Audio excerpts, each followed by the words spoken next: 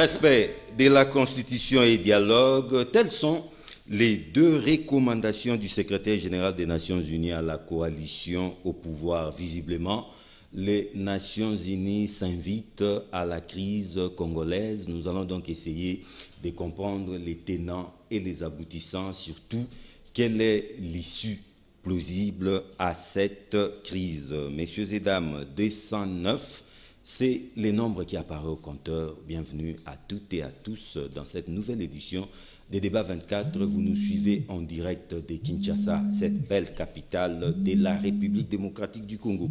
Avec moi sur ces plateaux, très heureux de retrouver Maître Arlette Odia.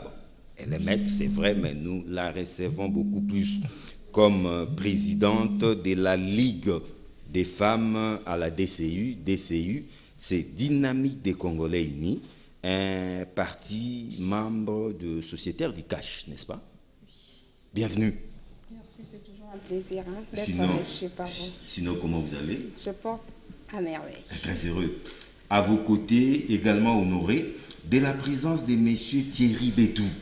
Il est le secrétaire national en charge du portefeuille et membre du collège des fondateurs à l'AFDC et conseiller de M. Bahati Lukwebo. Monsieur le secrétaire national Thierry Bétou, bienvenue. Merci. Après un bon moment d'absence. Ça fait très longtemps. Très heureux de vous retrouver. Merci. Merci beaucoup. Et pour la toute première fois, autour de cette table, M. Jean-Claude Tshilumbaï. Il est le rapporteur de la commission électorale permanente à l'UDPS, les partis présidentiels. Monsieur Jean-Claude Tshilumbaï, bienvenue dans Débat 24. Merci. Comment vous allez? Oui, ça va. Et un habitué de cette tribune, il n'est plus vraiment à présenter, c'est l'homme de la politique-osonie, la science politique par les baffles. Il s'appelle Phocas Koukelemena. Bienvenue. Merci pour l'invitation. Comment vous allez? Sans problème. Bien. Arlette Odia, Guterres, secrétaire général des Nations Unies, s'est dit préoccupé par les tensions politiques de la coalition au pouvoir qui pourraient saper la fragile stabilité politique. Les craintes de Guterres sont-elles fondées? Mais justement, les craintes, elles sont fondées. C'est vrai qu'il y a de ceux qui peuvent penser que la souveraineté nationale devrait faire que tout celui qui n'est pas forcément congolais s'invite à la crise ou à une crise quelconque qui peut s'improviser dans notre pays. Moi, je dis tout à fait non, parce que déjà le chef de l'État, même dans plusieurs de ses messages, il est revenu sur le fait que finalement, le monde devenait un grand village où les membres de la main, où quand ça ne va pas chez les uns, ça ne peut qu'inquiéter les autres. Ouais. Et lorsque... Il y a un effet contagieux. Justement, et de la même manière que nous pouvions nous inquiéter d'une situation qui ne va pas bien en Angola, au Congo-Brazzaville, et pourquoi pas au-delà de frontières de notre continent. Alors, parlons alors de ce que certains pourraient qualifier de crise, d'autres des malaises ou d'autres encore rien de tout cela. C'est que lorsque Félix Tshisekedi est arrivé au pouvoir, il a été décidé de la mise sur pied d'une coalition. Je pense que cette idée reposait essentiellement sur le fait qu'il y avait une famille politique qui venait d'avoir la présidence de la République, l'autre qui semblait avoir la majorité au Parlement. Alors il faut mettre ensemble nos efforts, les acquis de l'alternance passaient aussi par cela, se mettre ensemble pour l'intérêt de la nation. Quel est le constat? Il y a eu beaucoup d'euphorie qui ont accompagné cette alternance. Le constat est malheureux. Et aujourd'hui, on a déchanté. Le constat est malheureux parce que je me dis que finalement, ceux-mêmes qui sont ensemble pour travailler pour l'intérêt de la nation n'ont peut-être pas compris de quoi il s'agissait. Il faudrait aujourd'hui que le peuple congolais dans son ensemble comprenne que les alliances ou alors l'accord entre le président de la République et son prédécesseur se sont tenus bien après les élections, contrairement à ceux qui veulent toujours présenter la situation comme s'il pouvait s'agir d'un hold-up électoral ou encore des ententes, des arrangements. Non, en fait, il y a eu deux accords. Félix Tshisekedi est resté opposant à l'ancien régime jusqu'à la tenue des élections. jusqu'au moment où il a été élu président de la République de ce pays. Et finalement, les accords sont partis de ce moment. Je venais de rappeler les circonstances dans lesquelles ces accords ont été signés jusqu'au point de donner une coalition. Mais qu'est-ce qui est vraiment le problème? Le problème est qu'il y a une famille politique qui essaie de tout confondre. On essaie de confondre les relations personnelles entre les présidents de la République que nous avons. Bien sûr, nous en avons un ancien et celui qui est en fonction. Et la gouvernance de la République, c'est là tout le problème. Il n'y a pas de mal à voir que le chef de l'État se mette à protéger son prédécesseur, se mette à lui réserver un traitement des faveurs. Il n'y a aucun problème à cela, parce que qu'on le veuille ou non, on ne peut pas falsifier l'histoire. Joseph Kabila a été président dans ce pays et il est tout à fait normal, en tout cas pour toute personne bien pensante, de voir le chef de l'État le traiter avec autant de faveur. Mais le problème se situe au moment de la gouvernance. Lorsque certaines personnes qui pourtant ont des mandats publics se voient ou voudraient être protégées, voudraient se mettre sur le même diapason que le président de la République, au point de vouloir même saper les instructions. Nous avons vu combien à la prestation de serment de hauts magistrats, de juges de la Cour constitutionnelle, il y en a de ceux qui sont passés outre une instruction du chef de l'État. C'est pourquoi? C'est simplement parce qu'on ne comprend pas la quintessence ou le sens même de l'accord, le sens même de la coalition. La coalition, elle ne vous met pas au pied d'égalité que le chef de l'État, au point de tout le temps se donner certains droits, en tout cas des droits qu'il n'y a pas. Mais là, on est au bord du gouffre, Arlette Odia. Non, comment éviter les pays? Les bords du gouffre, moi, je ne pense pas, parce que vous savez que dans la gestion de la République, il arrive toujours des moments où on a l'impression que c'est la fin, mais ce n'est pas du tout la fin. On ne devrait pas penser que la vie pourrait être comme une eau douce. Même l'eau, à un certain moment, elle s'agite. Et c'est tout à fait normal que l'on connaisse ces situations. Mais le malheur est que ça impacte sur le social de la population. Aujourd'hui, le peuple en pâtit. Le peuple a encore... On lui demande encore beaucoup de patience, alors qu'il a déjà suffisamment patienté pour arriver jusqu'à l'alternance au pouvoir. Il faudrait immédiatement, après, que l'on ressente les retombées... les solutions et immédiatement. Immédiates à ces problèmes. Le respect des droits fondamentaux, l'amélioration ou alors la stabilité de son vécu quotidien. Mais nous devons faire confiance au chef de l'État qui a bien voulu procéder par des consultations.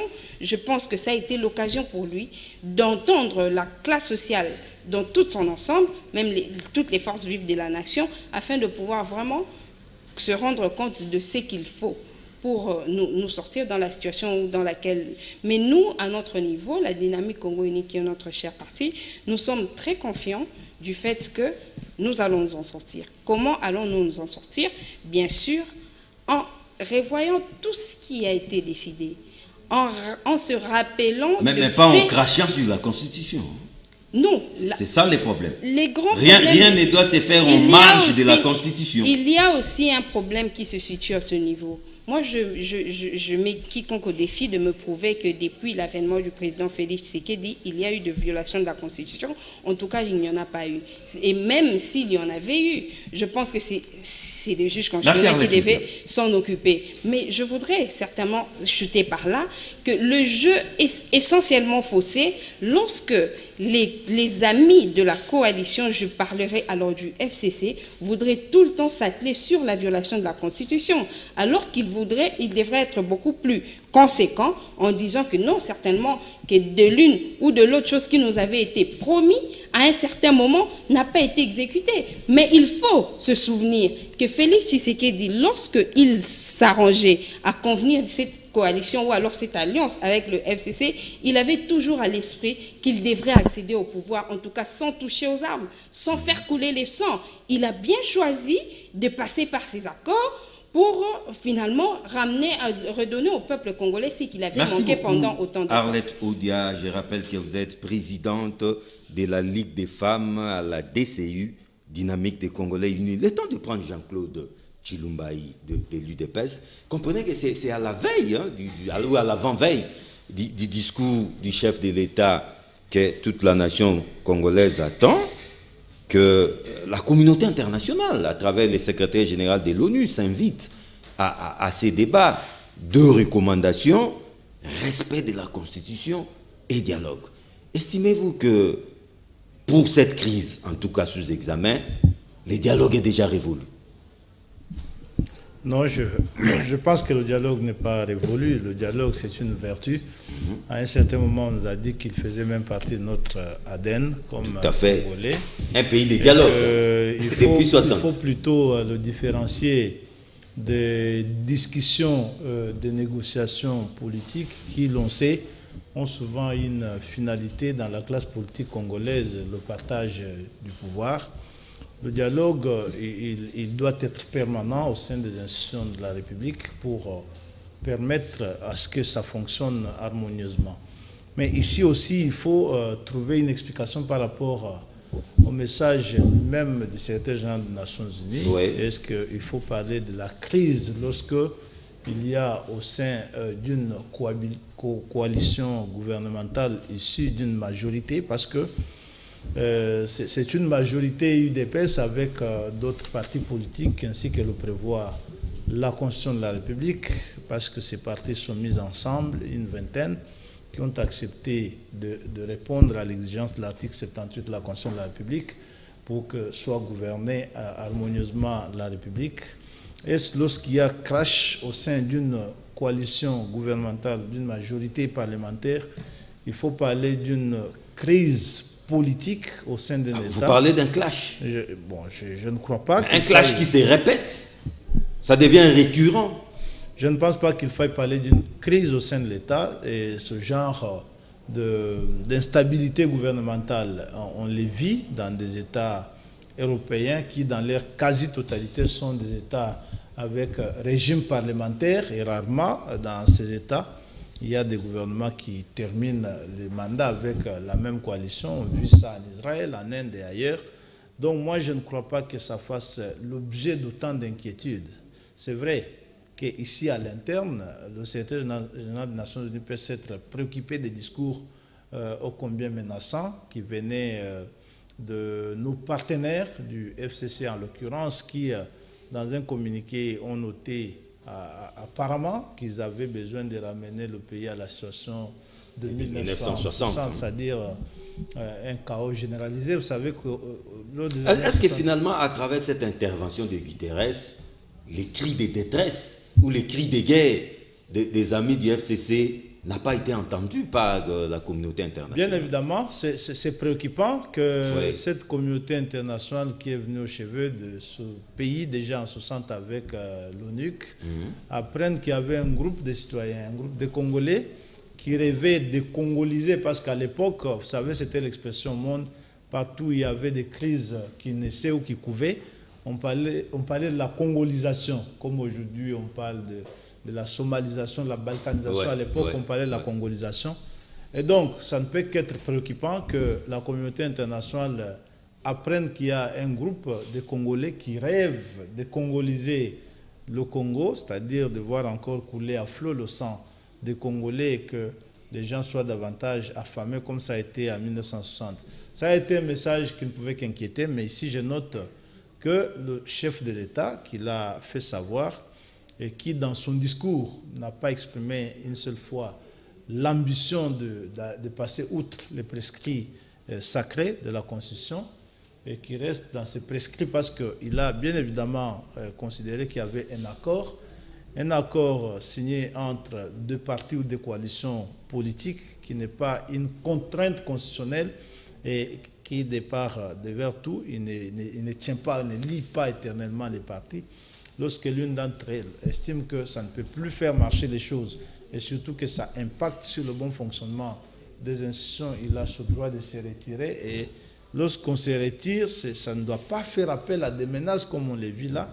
Il est clair que l'on devrait tenter de voir si, avec la même législature, avec la même assemblée, celle d'aujourd'hui, il y a possibilité de dégager, conformément à l'article 78, une nouvelle majorité qui, si elle n'est pas possible, il y a d'autres mécanismes que la Constitution prévoit, et c'est de renvoyer les députés devant la population. Donc, Je ne trouve pas anormal l'intervention du secrétaire général des Nations Unies et sa recommandation, qui, je crois, est de notre côté. Respect de la Constitution et dialogue. Oui, et la Constitution, je rappelais ici, qu'elle a toujours et souvent été respectée. Vous savez que ici, on se plaint un peu trop parce que nos partenaires n'ont pas assez constaté que cette constitution avait été conçue pour être appliquée telle qu'elle s'applique et qu'en 2011, et même ont choisi de la réviser en accordant davantage de pouvoir au président de la République qui en avait déjà de manière excessive. Et le président Tshisekedi, en arrivant au pouvoir, il a même pensé qu'il était nécessaire de réfléchir à la révision de cette constitution pour lui donner un visage beaucoup plus démocratique. Mais en attendant, c'est elle que nous appliquons et que lorsque il y a des actes qui sont posés conformément à celle-ci et qu'une personne ou une association comme celle-là estime que ces actes violaient cette constitution, les dispositions pertinentes de l'article 162 alinéa 2 de la Constitution résolvent le problème lorsque elles ouvrent celle-ci à la possibilité que chaque individu, tout citoyen, qui trouverait des réclamations possibles sur ces éventuelles violations puisse saisir la Cour. Et de cette façon-là, moi, je ne vois pas comment on sortirait des mécanismes institutionnellement prévus pour aller régler des problèmes qui seraient celles de la violation de la Constitution au sein d'un dialogue alors que la Cour a été instituée pour cela. Voilà un peu pourquoi moi j'estime qu'il faut que l'on attende avec patience, avec confiance les discours du chef de l'État qui n'a aucune ambition de foutre dans la merde la Constitution. On revient sur ces discours tout à l'heure. Le temps de prendre Thierry Bétou de l'AFDC. Thierry Bétou, pensez-vous que, en tenant compte bien sûr du rapport du secrétaire général des Nations Unies au Conseil de sécurité des Nations Unies, lorsqu'il dit que la situation actuelle pourrait saper la fragile stabilité politique, est-ce le contexte actuel peut-il amener les Congos, entraîner les Congos à l'explosion? Non, mais écoutez, John, d'abord, merci pour la question. Mais tu sais, John, l'histoire se répète.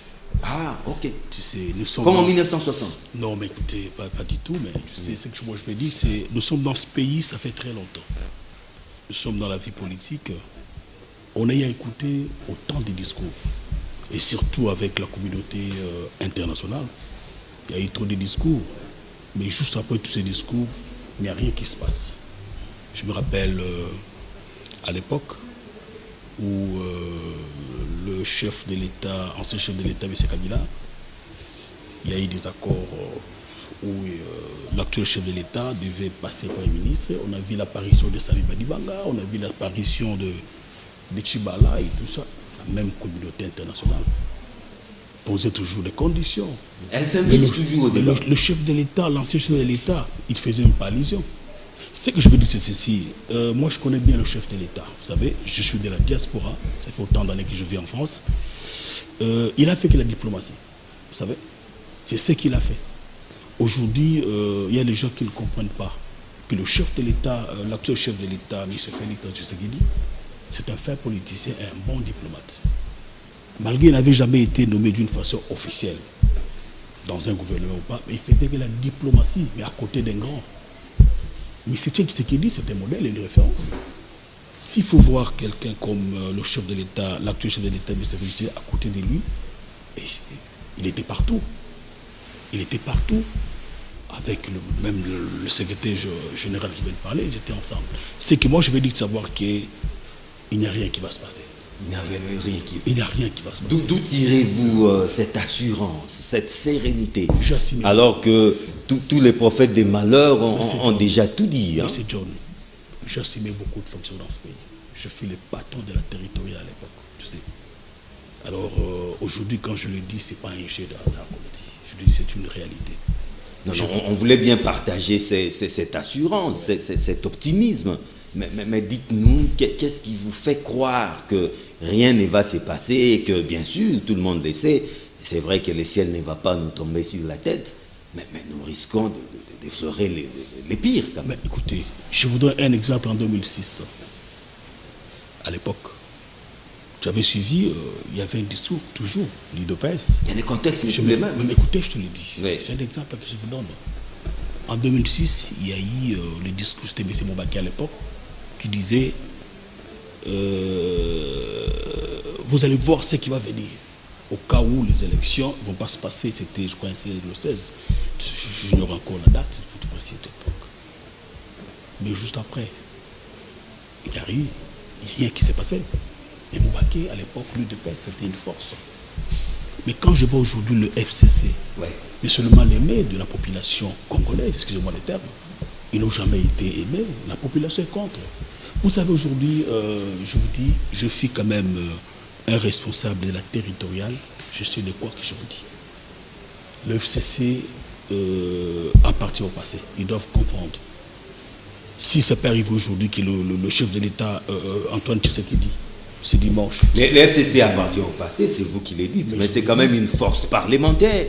Aujourd'hui, la majorité au Parlement s'appelle le FCC. Écoutez, toi, tu penses aujourd'hui... Vous voulez l'enterrer vivant? Mais c'est John, tu penses aujourd'hui, les mêmes députés qui ont été élus, ouais, sur les affiches A, B, et C, A, est-ce qu'ils peuvent revenir encore pour être encore élus? Je ne pense pas. Je connais. Mais c'est le souverain primaire d'en décider. Mais écoutez, je vous l'ai dit parce que nous sommes partis. À l'époque, nous étions partie prenante avec ces gens. Nous, AFDC et Alliés, on a eu autant de députés. Le 42, c'est moins. On en a fait plus. Mais je vous dis, j'étais candidat à la ville de Moujima. Mais lorsque l'autorité morale du FCC dit, écrit même à cette communauté internationale, que si on mettait fin à la coalition, nous risquons de faire retourner le Congo 50 ans en arrière. Non, mais écoutez, à l'époque de Kasavubu, Lumumba, il y a eu combien d'universitaires, tu sais? Écoutez, nous devons dire la vérité. La réalité de l'époque, quand on parlait après les jours coloniales, on a eu Lumumba et les autres, il y avait combien d'universitaires? Mais écoutez, mais lorsque les secrétaires généraux des Nations Unies, oui, tirent la sonnette d'alarme, oui, comme ça ne vous effraie pas? Non, ce sont des discours politiques et c'est la diplomatie. Respect de la Constitution, dialogue. Je vous dis, les dimanches, les gens seront surpris, il n'y aura rien. Et je vous dis, M. John, nous serons dans la rue en train de fêter. Oh, mais comment ça? Savez-vous déjà c'est que le chef de l'État va dire? Mais écoutez, moi, parce que vous dites déjà vous allez fêter. Non, mais écoutez, fêter pour quelle raison? Mais écoutez, tu sais que nous, on a été victimes de ces gens. Écoutez, je vous le dis sincèrement, on a été victimes de ces gens. On a eu autant de députés. C'est maintenant un esprit de vengeance. Non, ce n'est pas question de vengeance. C'est une réalité. Pas comme ça. Non, c'est une réalité. Vous savez, on a connu beaucoup de bêtises que ces gens ont fait et cette fois-ci, on doit mettre fin à toutes ces bêtises-là. Je vous dis sincèrement. Et vous allez voir que nous, dimanche, après les discussions de l'État, nous serons dans la rue. En tout cas, là, vous anticipez. Dans la deuxième partie de l'émission, nous allons essayer de comprendre qu'est-ce que le chef va dire. Et là, nous allons commencer par vous parce que visiblement, vous savez déjà qu'est-ce que le chef va dire parce que vous promettez déjà que vous serez dans la rue. Alors, il faut qu'expliquer le maintenant. La communauté internationale, il faut dire que Guterres fait suite à la correspondance que Joseph Kabila, pour ne pas les citer, avait écrit à cette communauté internationale, SADC, ONU. Et aujourd'hui, Guterres essaye de répondre à cette crise congolaise. Et ce n'est pas devant n'importe quelle instance, c'est le Conseil de sécurité des Nations Unies, qu'il faut le dire quand même, les gendarmes de la paix dans ces mondes.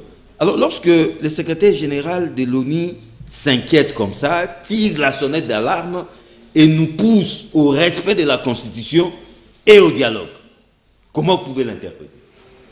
Merci pour la question, mais il faudrait comprendre que Guterres, il comprend que quand on est chef de l'État, quand on a une majorité, c'est effectivement pour gérer la République, pour résoudre les problèmes des citoyens. On n'est pas au sommet de l'État, détenteur d'une majorité pour certains, et aussi détenteur de l'article 69 pour les cash, mais en réalité sur terrain, il y a la pauvreté qui sévit et je me pose la question, pourquoi avoir le pouvoir pour les chantages au lieu d'avoir le pouvoir pour les résultats? Parce que moi, ça me gênerait d'être un grand joueur d'une équipe qui ne fait que perdre. En quoi je serais grand pendant que je suis au bas du classement? Donc, vous savez, Guterres, c'est que dans la vie d'une société moderne, pas dans l'anarchie, il faut faire la différence. Ils considèrent cet État faisant membre de l'ONU comme étant un État moderne. Mais qui dans la pratique, il y a des pratiques qui dénotent une autre organisation qui semble être un État. Et ils considèrent que pour un quinquennat, normalement la politologie a réfléchi 3 mois tout simplement de la lutte. Et 4 ans, 9 mois, c'est pour l'intégration. Ça, il faudrait que les acteurs politiques congolais puissent l'intérioriser. Mais quand ils constatent que dans un quinquennat, déjà au moins 2 ans durant, il n'y a que la lutte, pas d'intégration. Et vous le savez, pendant cette période de lutte, les dirigeants, les cadres se retrouvent quand même parce qu'ils ont des postes pour leurs poches et aussi pour leurs proches. Mais la multitude est en train de croupir dans la misère. C'est pourquoi il est en train de les interpeller. Aujourd'hui, la vraie crise que nous avons, John, c'est la crise économique, qui est une crise explicable, démontrable, communicable, palpable, réelle et vraie. Ici, au niveau de la banque, nous sommes restés qu'avec 300 millions de dollars pour l'économie du Congo. Et c'est avec le lobbying du ministre des Finances actuel, que la Banque mondiale vient de nous ravitailler d'autres 300 millions pour que nous fassions 600 millions de dollars. Voilà où nous devons orienter notre débat. Que faire avec un pays de 100 millions d'habitants, avec cette mosaïque de minerais que nous avons, avec tant d'opportunités, mais nous sommes pauvres. Et vous avez des gens qui se disent détenteurs de la majorité, détenteurs du pouvoir, mais pour en faire quoi? Pour en faire quoi? Ici, Madame Odia, il met quiconque au défi pour dire jamais il y a eu violation des constitutions, et d'ailleurs s'il y en avait, on devait nécessairement avoir l'interprétation auprès des cours constitutionnels. Oui, de la Cour constitutionnelle. Mais moi je m'étonnerais. Seule autorité en la matière. Mais Madame Odia, vous le savez, votre famille politique qui était en opposition hier ne jurait que sur la violation de la Constitution de par FCC. Est-ce que c'était par le fait que vous êtes allé rester en justice auprès de la Cour constitutionnelle que vous aviez compris que FCC était en train de violer la Constitution? Il y en a 2 choses.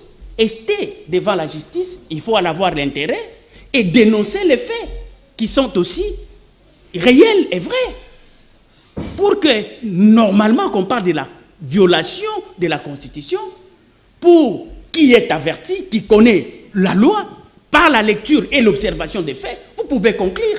Mais aller en justice en est une autre manche. Il faut poursuivre un intérêt. S'il n'y en a pas, vous vous arrêtez à dénoncer. C'est ça, au fait, la réalité. Parce que si nous nous mettons dans votre logique qu'il faut nécessairement attendre qu'un camp ou une personne aille rester en justice pour que nous puissions confirmer la violation de la Constitution, donc moi je dirais que FCC n'a jamais violé la Constitution. Parce qu'aucune fois, vous êtes allé à la Cour constitutionnelle pour qu'on interprète une disposition qu'on vous dise que FCC avait violé. C'est ça la réalité. Et ici, pour vous mettre un peu d'icelle dans la bouche, je vais parler de l'article 91. Le programme des 100 jours a violé cet article. Vous êtes juriste, allez voir, prenez le juridisme et prenez la politologie, mettez-y ensemble, vous verrez que c'est une violation. Mais là n'est pas le débat. Je voulais dire ceci, au fait, John. Nous devons être sérieux. La classe politique est en train de nous distraire. Est-ce que les risques de l'explosion ou d'un affrontement... Ah mais oui, parce qu'ils ont choisi la lutte. Sont-ils réels? Ils ont choisi... Ou c'est du fantasme? Non, non, ils ont choisi la lutte. Parce qu'ils ont choisi la lutte, donc les menaces de tous les bords sont à prendre au sérieux. Déjà, les consultations prises par les chefs de l'État, c'est une approche de conflit. C'est une approche de la lutte. Comment ça? Mais oui. Comment au même moment, vous avez un partenaire, vous êtes en coalition, sans défaire les gouvernements existants, vous appelez un autre gouvernement à l'existence. Quelle est cette démarche? Ce n'est pas une confrontation déjà? Comment vous pouvez vouloir une chose au même moment et son contraire au même moment? Au moment où nous parlons, le chef de l'État, c'est un pilote qui est en train de naviguer dans les airs avec un avion. En son sein, il y a un gouvernement dedans, d'union nationale. Et ici, au niveau du Parlement... Un gouvernement avec qui s'est installé un dialogue dessous. Voilà. Et au même moment, il y a un gouvernement où il a ses ministres de ses obédiences à lui. Donc, il veut gros, quoi. Or, s'il trouvait qu'il était favorable pour lui avoir un gouvernement d'union nationale, mais il était aisé de pouvoir défaire d'abord ce qui existe. Alors maintenant, la communication que nous attendons. Ici, j'entends mon co-débatteur dire qu'il n'y aura rien. Mais en conclusion... Il est serein. Non seulement il n'y aura rien, mais il sera dans la rue. Voilà, nous allons fêter. Oui, donc, oui. Mais quand il n'y a rien, est-ce que les gens doivent fêter? C'est ça le problème. Quand il y a quelque chose que les gens doivent fêter. Mais quand il n'y a rien, les gens ne peuvent pas fêter. Si vous pensez que vous allez fêter, ça sera un camp qui va fêter, certainement. Mais il y a un autre camp. Franchement, parce que c'est de la comme qui dirait les bonheurs des uns faisant les malheurs des autres. Franchement, mais quand vous dites au préalable, il n'y aura rien, et puis à la conclusion, nous allons fêter, c'est un peu contradictoire. Épistémologiquement... Non, il n'y aura rien comme trouble, comme agitation. C'est ce que voulait dire M. Thierry Bétou. Comme agitation, il n'y en aura pas pour ceux qui vont fêter. C'est ça, en fait. Il y aura quelque chose. Fêter aussi, c'est une forme d'agitation. C'est ce que j'ai dit. Donc, c'est pour dire qu'au soubassement, il y aura quelque chose qui va les pousser à fêter. Mais fin du mariage, FCCH, écoutez, pour nous, c'est une fête. Mais c'est une tristesse pour les... Mais non, il ne faut pas engager la population congolaise dans ces débats politiques. Mais écoutez, il y a une minorité, mais la majorité sera contente. Qui existe, personne n'a le pouvoir de le dire ainsi. Non, mais écoutez, voilà, parce que la majorité parlementaire signifie la représentativité nationale. Enfin, je te dis, voilà. Écoutez, cher ami, c'est ça la logique. Il faut comprendre que je te dis, je te prends au mot. Ouais. Okay? Après les dimanches, juste après son discours du chef de l'État. Donc déjà les dimanches vers 16h. Vers 16h, on fait à ce mariage, les gens seront dans la rue pour fêter. C'est ce que j'ai dit. Fêter la fête de ce mariage. Mais moi, je me dis ceci. Ouais. Les dimanches, il y aura fête parce que il n'y aura plus coalition. Oui, c'est une libération. C'est une libération.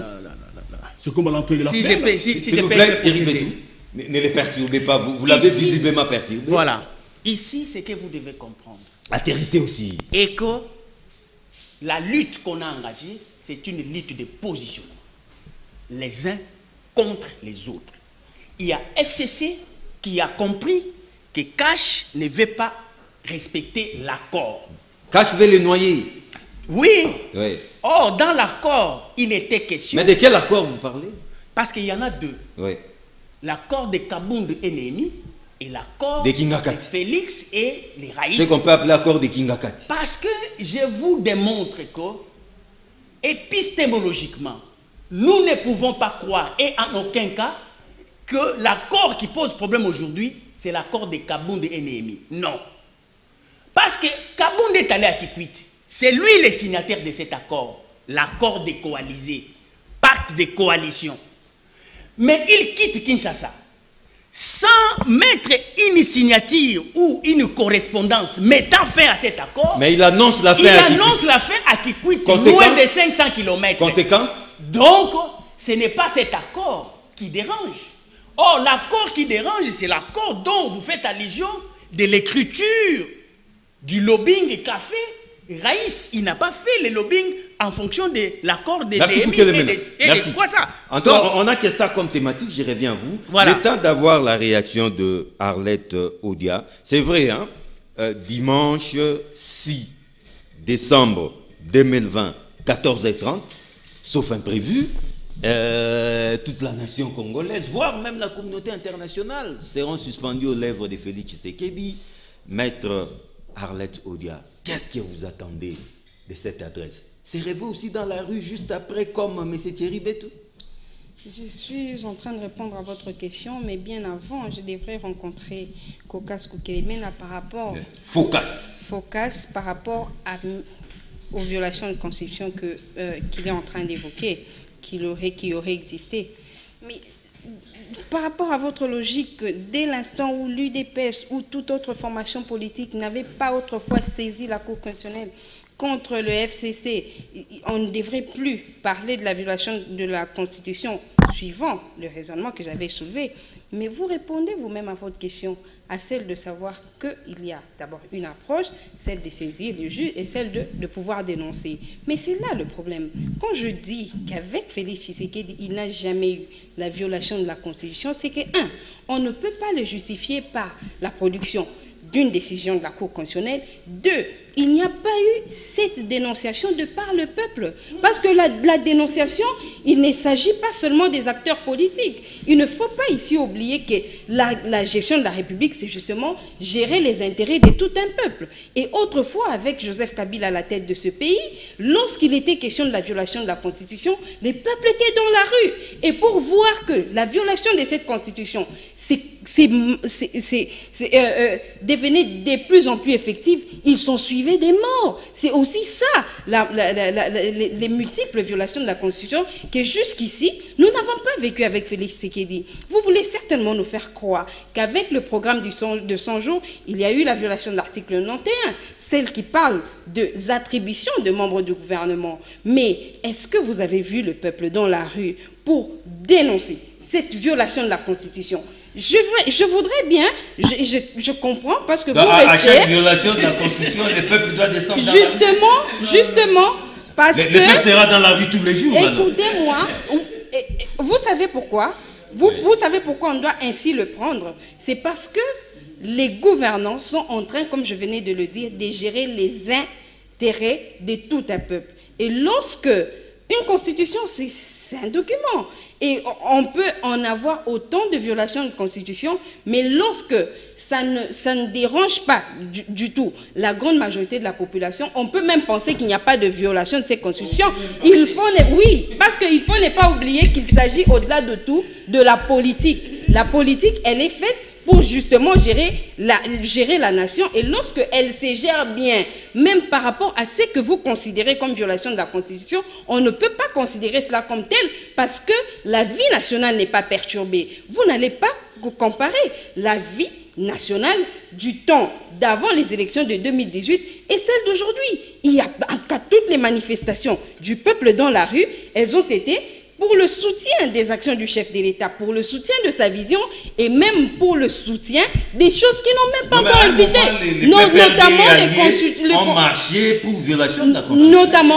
Notamment, moi, quand je parle du peuple, écoutez-moi. Non, ça, c'est pas le peuple. Écoutez-moi, quand je parle du peuple, je ne colle pas à ce peuple une étiquette. Pour moi, ce n'est pas un peuple de l'UFCC, ce n'est pas un peuple de l'UDPS. Pour moi, c'est la grande représentativité du peuple qui manifeste. C'est ça le problème. Vous allez certainement me dire qu'il y a eu un peuple qui a manifesté après le mot d'ordre du FCC, mais pas au point d'être représentatif d'une certaine manière. Je pense que vous pouvez donner l'impression de ne pas me comprendre, mais dans votre fort intérieur, vous me comprenez. Alors, pour revenir sur ce que nous devons attendre les dimanches 14h30. Nous, en tout cas, de mon point de vue, je veux épouser en partie le point de vue de Phocas, parce qu'il faut reconnaître qu'il existe un gouvernement, qu'il existe une coalition qui est en train de fonctionner et que la logique voudrait que si on s'attend à faire un volte-face, bien qu'il soit justifié par l'intérêt de la nation, mais il faudrait aussi une certaine modalité pour justement éviter le pire, éviter la crise. J'ai été personnellement consulté par le chef de l'État qui a évoqué l'évidence. Je m'aimerais d'abord rappeler ce qu'a dit le chef de l'État. Il a évoqué l'évidence d'une crise économique, notamment celle engendrée par le Covid et plusieurs autres circonstances qui nous ont entourés au sein de la nation. Mais il ne voudrait pas que l'on en arrive en une crise politique, parce que ça sera une crise de trop qui va malheureusement affecter la vie nationale. Alors, pour son discours de ce dimanche, en tant que membre de sa famille politique, je suis tout à fait convaincu qu'il n'y aura pas de violation de la Constitution. Et je voudrais que le peuple congolais qui a la chance de nous suivre par la voie de vos ondes se rende à l'évidence que le président de la République ne violera pas la Constitution. Et alors, M. Guterres... Le président de la République ne va pas plonger les pays dans une crise. Monsieur, pire encore que je suis en train d'arriver. La situation actuelle. M. Félix Tshisekedi ne violera pas la Constitution dans son discours de ce dimanche, parce que d'ailleurs, il en est le garant. Il nous a montré plusieurs fois combien il veillait au respect de cette Constitution. Mais le problème est celui des conséquences de ce discours. Tout à fait. C'est ça le problème. Les implications. Moi, en tant que politique, je ne peux que m'inquiéter du sort de ce discours. Je m'inquiète pourquoi? Ces effets. Parce que, justement, ces effets, parce que les circonstances évoquées par M. Thierry Bétou, celle de dire qu'autrefois, on disait qu'après lui déjà sera dans la rue. Hein. Autrefois, après un discours, ce sera le chaos, ce sera ceci et ce chaos. Et ce chaos, cette hécatombe n'est jamais arrivé. On doit oublier que les circonstances ne sont pas les mêmes. Aujourd'hui, dans notre pays, il y a certes un gouvernement. Après ce discours, il pourrait y avoir un autre gouvernement. Mais on doit ne pas oublier que le FCC, en ce moment, il est représentatif dans la gestion de la République. Et qu'on ne peut pas l'enterrer vivant. On ne peut pas l'enterrer vivant. À plusieurs niveaux. Il n'y en a pas qu'au sein du gouvernement. Il y en a dans les entreprises publiques. Il y en a dans les établissements publics. Il y en a dans la territoriale. Les divorces risquent d'être fatales. Il y en a dans la territoriale. Et l'opposition. Aujourd'hui, en cas de la dissolution de cette coalition, l'une des conséquences peut être celle de voir le FCC dans l'opposition, ou alors le PPRD dans l'opposition. Ou alors nous tombons, nous basculons dans la cohabitation. Non, ça c'est pas possible, parce que la Constitution de la République ne prend pas en charge cette situation. La cohabitation, on doit retenir, c'est le fait pour, dans une République, un président de la République a son parti politique et le chef du gouvernement en a un autre.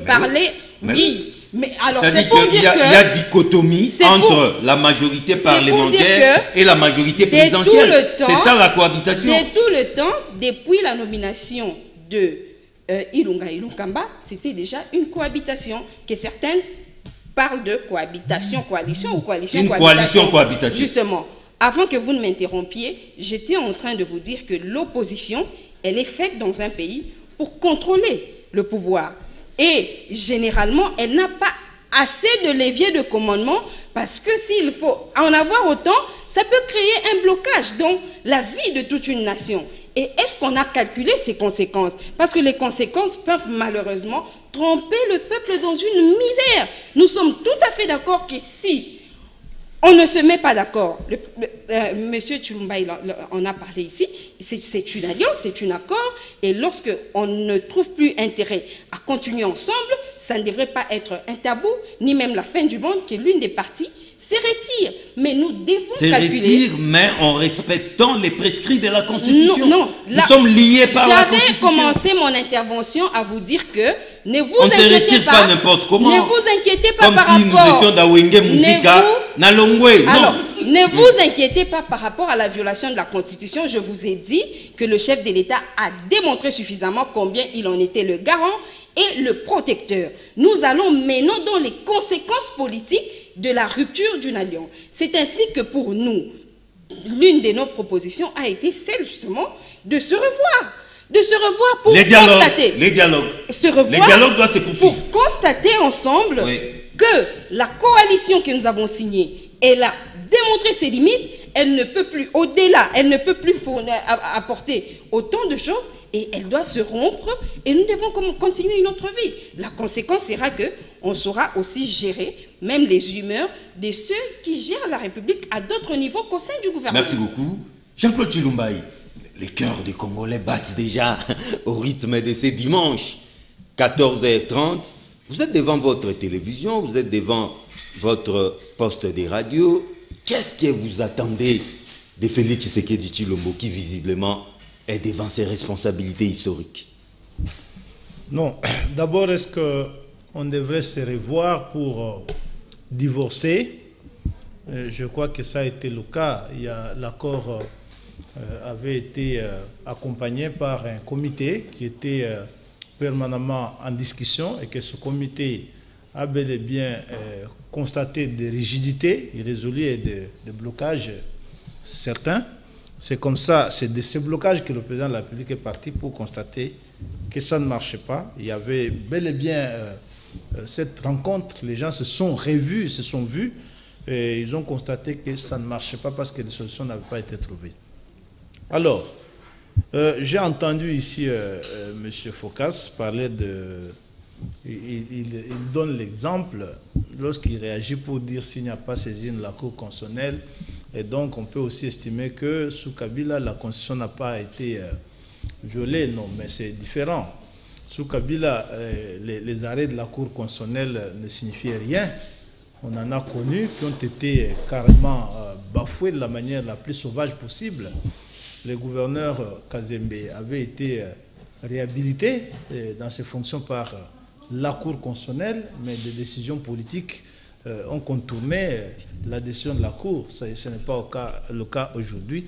Et à cette époque, les cas sont légion. Je peux commencer à les énumérer ici. On ne va pas en finir. Donc, on ne peut pas revenir à la comparaison par rapport à ça. Est-ce le programme de 100 jours du président de la République qui a violé l'article 91 de la Constitution? Pas du tout. Cet article fait évidemment allusion à un programme co-formulé en concertation entre le gouvernement et le président de la République, qui ne signifie pas que lorsqu'un président arrive au pouvoir au mois de janvier et que l'on est en train de rechercher une majorité à l'Assemblée pour trouver un gouvernement, le pays va en vacances, l'État doit se gouverner. Ce n'est pas parce que le président de la République a intitulé cela programme de 100 jours qui se trouvait être une gestion au quotidien de l'État en cette période où l'on ne devrait pas laisser les gens périr par Ebola, on ne devrait pas laisser les gens périr par d'autres maladies qui requièrent ou qui requéraient l'urgence. On doit dire que c'était un programme qui violait la Constitution. Non, l'État n'était pas en vacances et que le président de la République a bel et bien travaillé avec le gouvernement qui était en place, qui expédiait des affaires courantes, mais n'avait pas les mêmes teneurs de pouvoir parce que lui était un président avec plein pouvoir, il était en plein exercice de son mandat et les autres n'expédiaient que les affaires courantes, il n'y a eu aucune violation de la Constitution. Désaccord, non. J'aurais voulu que ça sorte de partenaires qui se plaignent des violations de l'accord. J'ai suivi l'honorable Cheikh Kitundu, le sénateur Cheikh Kitundu, sur Top Congo en discussion avec le professeur Kinke Mulumba. Et il a été clair quant à ce, il n'a pas reconnu qu'il existait des accords. Il a dit qu'il y en avait un seul qui a été signé entre l'honorable Jean-Marc Kabound et l'honorable Nemi Mouilania. Donc je ne voudrais pas que nous, qui n'avons pas assisté à cette signature ou à l'existence de cet accord, nous puissions en fabriquer un autre qui n'a pas existé. Et parce qu'il n'y a que ce seul accord. Maintenant, la question qui se pose, c'est de savoir si on peut rompre l'accord ou pas. Mais l'accord, c'est une manifestation de la volonté qui doit s'exprimer en toute liberté entre deux individus ou des partis. Du reste, l'accord n'était pas un accord de droit public, c'est bien un accord régi par les principes du Code des obligations, sous sein privé, qui est soumis à des conditionnalités d'existence des fonds et des formes, et qu'à ce niveau-là, les termes de l'accord n'ayant pas prescrit des préavis préalables pour le retrait. Non, mais c'est un accord politique, M. Chilumbaï. Il ne faut plus non plus les prendre comme... Une partie se résout de se désengager parce qu'elle ne sait plus prendre en charge les prescrits de l'accord, ce n'est que légitime, et que nous ne sommes pas premiers à voir exister ce genre de retrait des accords politiques qui conjurent les majorités parlementaires. Et Félix Tshisekedi ne sera pas dans son premier retrait. Ça se fait chaque jour ici. Il ne sera pas dans son premier retrait, en tout cas. Dans des démocraties raffermies. On l'a vécu avec Ehud Olmert, Spivini et les autres. Les majorités éclatent. Et au terme d'une même législation, parfois on assiste à 4-5 élections anticipées en Israël. Ça ne signifie pas que ça soit de tabou lorsqu'on dit rompre l'accord ou se retirer de l'accord serait une violation de la Constitution. C'est là que ça paraît grave.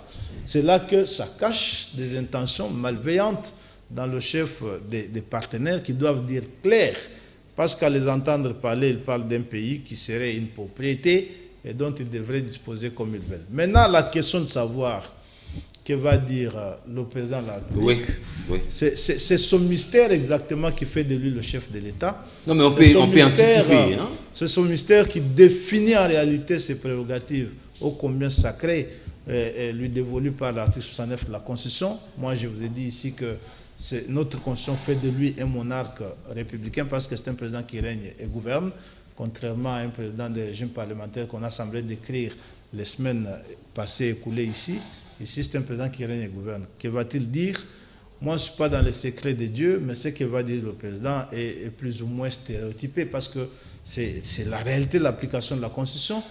Le président a déjà révélé qu'il y avait un accord de constitution de majorité qui avait été signé conformément à l'article 78 de la Constitution et que là, on est en train, nous tous ici, de se rendre à l'évidence compte que cet accord a montré ses limites. Ça signifie que soit le président va revenir vers nous avec des propositions de redéfinition de la compréhension et des mesures d'application ou de renégociation de l'accord qui a montré des limites et en proposer un autre avec les mêmes partenaires. C'est constitutionnellement permis parce que c'est ce qui doit se faire en fait lorsqu'il faut gouverner là où il n'y a pas eu une majorité d'un parti politique en tant que tel. Il y a d'autres possibilités à part ça, étant donné qu'il a été offert au FCC les possibilités de rencontrer le président de la République et de tenter en face de rediscuter avec lui sur les blocages qu'il a énumérés, qu'il a communiqués à notre population. Le FCC a décliné poliment l'offre. Il a dit qu'il n'entendait pas discuter au sein des institutions, mais plutôt au sein de l'accord, ce qui tendrait, je soupçonne toujours cette ambition de vouloir privatiser l'État et les affaires de l'État. Donc le FCC a renoncé à toute possibilité que l'accord soit renégocié, soit redéfini, parce qu'il se serait présenté aux consultations pour poser un tel problème. Ce qui implique que les possibilités de révision ou de reconfiguration de l'accord avec le même partenaire me semblent très improbables, mais constitutionnellement, il s'offre d'autres possibilités que le chef de l'État pourrait exploiter. Entre autres, annoncer publiquement le retrait de l'IDPS, du cash. Avec quelles conséquences? De cette majorité, avec conséquence que la majorité implose. C'est constitutionnel et que lorsqu'elle implose, le président de la République nomme un informateur pour en identifier ou pour tenter d'en identifier une autre. En pleine législature. Bien évidemment, c'est constitutionnel, c'est ça même le droit constitutionnel en vigueur chez nous ici.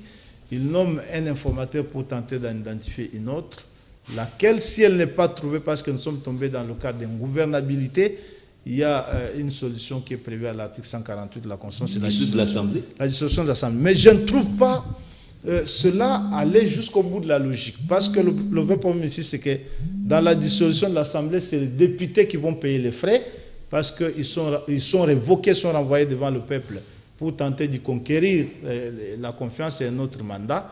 Alors que, même en revenant, le comble, c'est que même si le peuple renvoyait la même majorité à l'Assemblée, que l'UDPS ne gagne pas les législatives, cette majorité sera obligée de faire allégeance au président de la République parce qu'elle doit gouverner avec lui au terme effectivement de l'article 91 qu'il a évoqué ici, qui oblige dans notre Constitution que le président et le gouvernement aient la même politique nationale et que celle-ci soit exécutée par le gouvernement. C'est là exactement que Maître Odia a bien pertinemment rappelé ici que l'hypothèse de la cohabitation n'a pas été prévue par notre Constitution, contrairement à la Constitution française. Donc visiblement, aucun cas de figure n'est exclu. Aucun cas de figure n'est exclu et je crois qu'aucun n'échappe au contrôle du chef de l'État conformément à la Constitution actuelle, celle que nous sommes en train d'exécuter. Il est donc de bonne loi pour moi d'un conseil intéressant de dire aux députés que l'article 78 de la Constitution ne renvoie pas aux partis politiques. Les députés, ils sont là bénéficiaires des mandats nationaux et non un mandat impératif, et que la majorité auquel fait allusion la Constitution dans cet article n'est pas une majorité de partis politiques, c'est une majorité parlementaire qui signifie que les députés peuvent la constituer sans être forcément membres des partis politiques, pêle-mêle avec les indépendants. Mais si tu nous mais qu'est-ce que vous faites de l'ancienne majorité parlementaire? L'ancienne majorité. Donc vous le plongez dans l'opposition comme ça ou vous l'enterrez vivant? Écoutez, l'ancienne majorité elle cesse d'exister à partir du moment que le président de la République annonce son retrait. Annonce le retrait de l'UDPS. Mais là, nous tombons dans la cohabitation. Non, parce que même sans l'UDPS, sans les caches, les FCC demeurent majoritaires au Parlement. Tout le monde le sait. Vous vous êtes greffé au FCC. S'il vous plaît, ce n'est pas ça, les applications de la Constitution. Sans l'UDPS et le cache, la majorité tombe. Parce que vous avez reçu sur votre plateau ici les gens du FCC qui vous brandissent l'ordonnance nommant le président de la République. Tout à fait. Cette ordonnance, nommant plutôt le Premier ministre, cette ordonnance est assise sur l'accord. Vu l'accord, quelque part. Vu l'accord qui consacre cette majorité. Et lorsque l'accord tombe, c'est cette ordonnance-là qui tombe, la majorité implose. Et la possibilité... La nomination d'un informateur. D'un informateur pour tenter, je dis bien tenter, de dégager une nouvelle majorité qui pourrait être soit du FCC avec AFDESA, plutôt du PPR. Donc bref, c'est la mort annoncée du FCC. Non, pas forcément. Il ne faut pas dire la mort annoncée du FCC. Le FCC n'est pas un corps politique juridiquement reconnu par les lois de la République démocratique du Congo. Merci, M. Chilumba. Le FCC n'a pas concouru aux élections. Ce n'est pas le FCC qui est visé ici. Il est possible que le PPRD, l'UDPS et le PALU, AFDESA, retrouvent un autre cadre de concertation pour dégager une majorité. Thierry Bétou, vous l'avez dit, vous serez dans la rue, mais à un moment, vous avez assumé des hautes responsabilités au niveau de la territoriale. Le tribunal des grandes instances, dans son jugement, a rendu la paternité de l'AFDCA à Bahati Lukwebo. Est-ce la fin du règne de l'impunité, les retours à la légalité, surtout pour ce qui est du dédoublement des partis politiques? Mais écoutez, John, protéger d'abord l'AFDCA, ok? C'est ce que je vous demande tout à l'heure, parce que vous savez, on a eu la chance à l'époque d'être conseiller en charge de la territoriale, vous savez. D'abord, je voulais revenir sur un élément concernant violation. Oui, c'est la Constitution. Ça dérange. C'est sur toutes les lèvres. Mais pourquoi ça dérange, M. John? Il faut me demander pourquoi ça dérange. Je veux dire ceci. À l'époque, je faisais partie de la commission de démembrement. Et tu sais comment le démembrement, à l'époque, nous sommes arrivés à le faire. Le démembrement des provinces. Des provinces.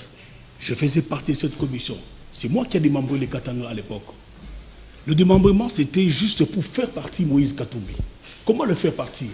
On a tenté tout ce qu'il fallait faire au niveau du ministère de l'Intérieur. On dit que non. Si on le fait, ça poserait des problèmes. Il faut démembrer. Et nous sommes allés démembrer toutes les provinces. Or, c'était une précipitation. Vous savez, d'abord, c'était une violation. Moïse Katumbi était élu comme gouverneur. Donc la cible, c'était Moïse Katumbi. C'était Moïse Katumbi. Je dis sincèrement, je faisais partie de cette commission, je vous l'ai dit. Je suis conseiller territorial du vice-premier ministre et ministre de l'Intérieur et de la Sécurité. Vous savez? Alors, qu'est-ce qu'il y a eu quand nous sommes arrivés à Lubumbashi? Nous arrivons à Lubumbashi, il fallait voir M. Kyungo Koumanza. Il était avec moi. On parlait avec Kyungo Koumanza, le président de l'Assemblée à l'époque. Vous savez, il devait convoquer l'Assemblée provinciale pour faire partir, pour convoquer l'Assemblée provinciale afin de discuter et voir comment ça devait se passer. Parce que le démembrement se faisait dans l'Assemblée. Je t'ai dit, on avait des décisions à partir de Kinshasa. Il n'y a pas eu de débat. Ça, c'était un. C'est moi qui parlais à Kyungo Koumanza. Il n'y aura pas de débat. Tu te mets devant tes parlementaires et tu dis que non, le Katanga est démembré. C'est ce qui a été fait à l'époque. Quand tu suivras les images, tu verras Kyungo est là, Moïse est là et moi je suis à côté. J'étais rapporteur de la commission. C'était une violation. Mais à l'époque, tous ces gens disent pas de la violation. Mission des commissaires spéciaux. Violation. C'est une violation. On a créé cette histoire ici. Je faisais partie de cette commission. Commissaires spéciaux, 3 mois après, vous savez ce qu'il y a eu.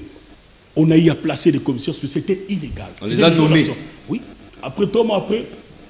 Non, mais on les avait nommés, mais c'était avec la bénédiction de la Cour constitutionnelle. Mais écoutez, c'est ce que je te dis, mais c'est une violation. C'était avec la bénédiction. C'était une violation. Mission des commissaires spéciaux, je fais partie de cette commission, c'était une violation. Ils ont fait que 3 mois, après, nous sommes revenus au normal. Et puis, qu'est-ce qu'il y a eu après? Nous sommes retrouvés maintenant. Donc, autrement dit, parce que les régimes avaient violé, cette fois-ci, on doit aussi continuer à violer.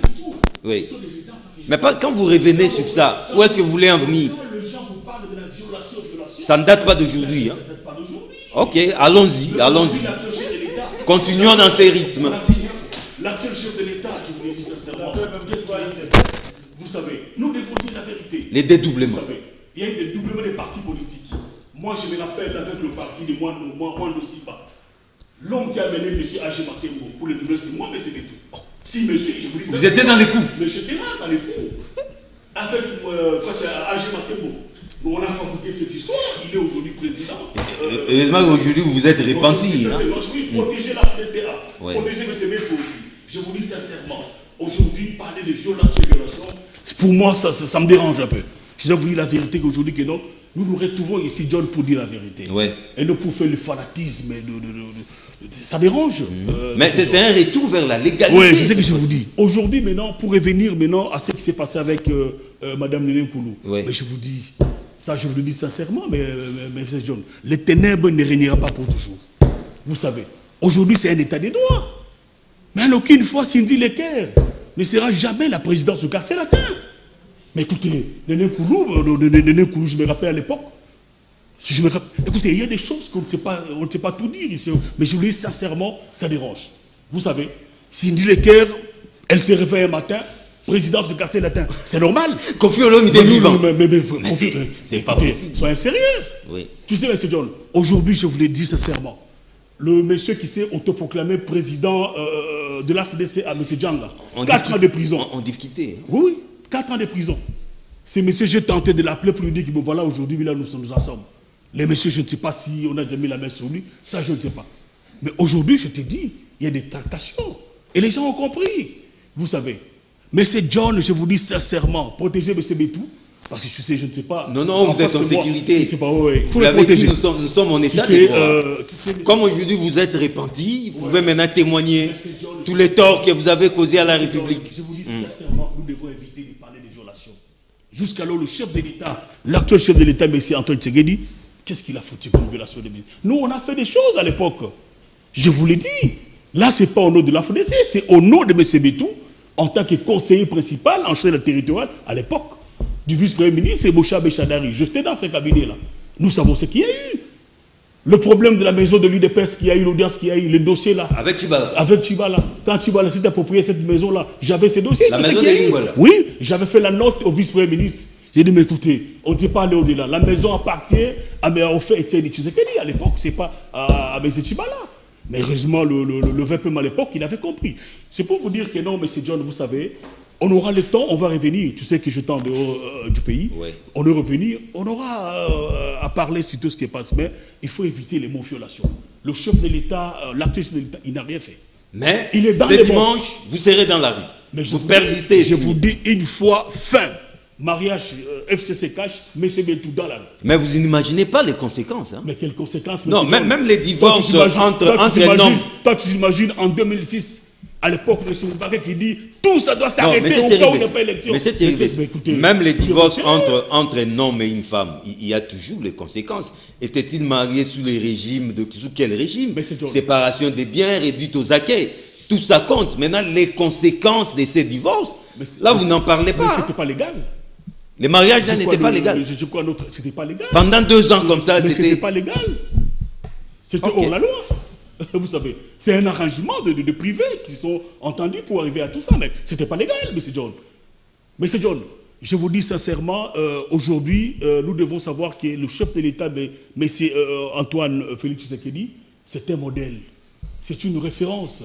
Qu'on se le dise. Je ne suis pas de l'UDPS, mais je le dis parce que je connais. Voilà. Alors, Focas Koukilemena, je vous ai vu vous agiter quand M. Thierry Bétou parlait. Franchement, paternité de l'AFDC à Bahati, victoire de la légalité, et vous continuez à émettre des doutes quant à votre présence dans la rue après les discours du chef. Vous savez que j'ai des chairs de poule. J'ai des chairs de poule de pouvoir rencontrer quelqu'un qui a violé la Constitution. Qui mais il me dit, j'étais là. Voilà, j'étais là, en train de violer. J'ai violé, nous avons violé. Non, mais il s'est repenti. J'ai des chairs de poule. Moi, je croyais que. Non, c'est comme avait dit Jésus-Christ, on lui dit va, mais qu'il ne pêche plus. Qu'il ne pêche plus. Moi, je croyais que cette terrasse. Il peut s'en aller.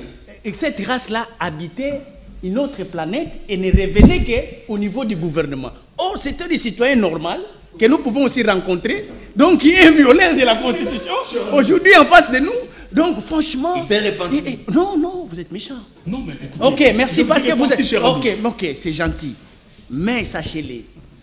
Vous savez ce que Il vous faut avez... t'avouer ta moitié pardon. Je dois le protéger, M. Bétou. Je sens Vraiment, que- je descends. Tu es protégé. Protégez, monsieur Bétou. Non, non, au nom Ouais. du pardon. Ouais. Vraiment, au nom du pardon, tu es protégé. Ouais. Vous savez, quand vous vous appeliez cette histoire une coalition, c'est ici, John. Avec mon ingéniosité, je vous ai dit il s'agit de ce que l'on appelle éclipse politique et non une coalition. Éclipse politique. Voilà. Des lumières se rencontrent et des lumières qui ne sont pas de nature à pouvoir cohabiter et donner de l'éclairage. C'est ce qu'on appelle à Lingala Qui vous sapine pas. C'est ça, au fait, cette rencontre de cash et FCC. J'ai appelé ça comme ça, éclipse politique.